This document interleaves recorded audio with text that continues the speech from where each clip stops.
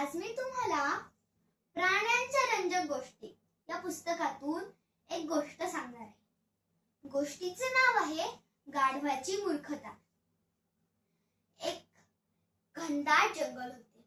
त्या जंगलात एक गाढव राहत होते। त्या गाढवाचे सर्व प्राणी थट्टा करत त्या गाढवाला फार वाईट वाटायचे।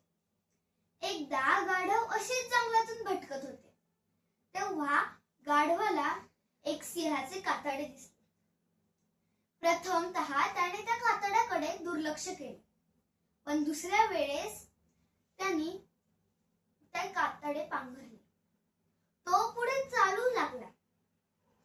त्याला वाटेत एक कोल्ही दिसली। ती त्याला नमन करणारच होती। तितक्यात गाढवाने त्याचा रेंगणारा आवाज काढला। तो कोल्हीने ऐकला। ती गाढवाला म्हणाली, अरे मूर्ख गाढवा, जर तू तुझा हा आवाज जरी काढला नसता तरी मी तुला नमन केलं असतं आणि तुला घाबरले देखील असते, पण तुझी मूर्खताच एवढी की तू मला तुझा आवाज दाखवूनच दिला आणि तुझे गुणही दाखवून दिले। हे ऐकताच गाढव खूप निराश झाले। त्याला फार वाईट वाटले होते।